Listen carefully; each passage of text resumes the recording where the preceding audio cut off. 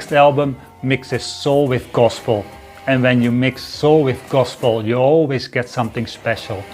It's released on Daydreamer in 2023, and it is great that these days there are still albums like this produced, created, made and released. A gospel album. Who thought that would be possible in 2023? The album is Dimeta Rose, and the Voices of Creation, how good it is, and it is good. And to introduce the band, because I was not familiar with it, the hype sticker says it best. It says Dimeta Rose, a community-based choir led by vocalist, songwriter, arranger, producer of the Los Angeles scene Dimeta Rose, made up of multi-generational group of singers backed by some of the city's finest musicians. And you feel that all over. No, it doesn't show, but I have an insert, and here you can see a little bit how it must have looked when they recorded the music. And you can clearly hear Dimeta, the vocalist. She's always on top, you can always pick her out, but the choir, that is really special, and different voices, like it says, it's multi-generational, so it's clearly based on different people singing and having fun together, and it really gives a positive vibe, and somehow, maybe because of the times we're living in, it's not all that positive. You try to balance the negativity with albums like this, and this album really sparks positive energy, and it is really enjoyable to listen to. I will now sample the first track while they introduce the band themselves.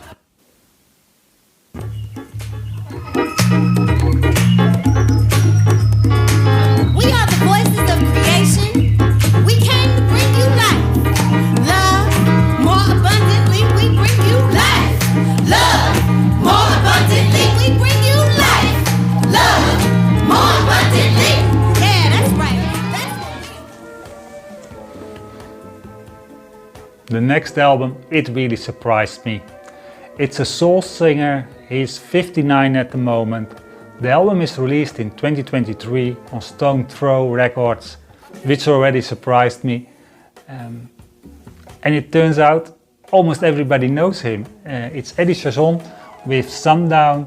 Although the name didn't ring a bell with me, it turns out he is half of Charles and Eddie, famous of course for Would I Lie to You? Not to be mistaken with Milli Vanilli, who did lie to us.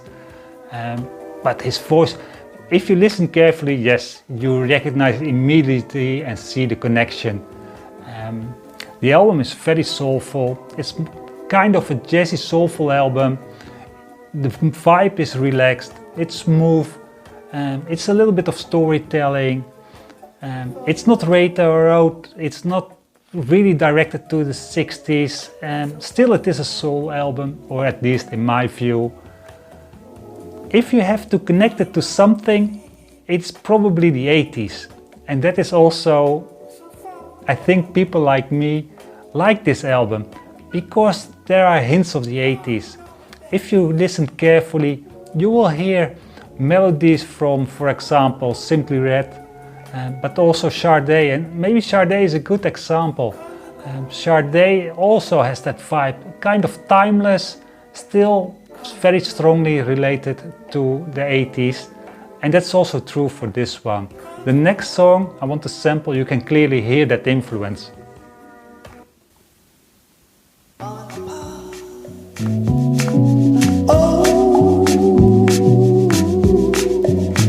Just so far away, just so far away.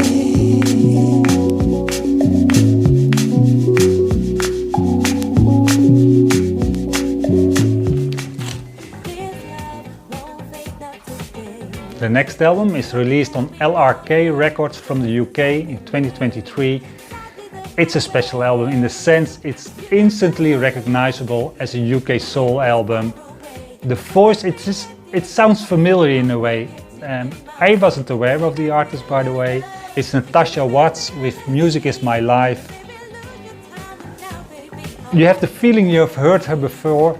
Could be, it's her fourth album. It's the first one I own and it's in the collection. And it probably has to do with the vibe of the music.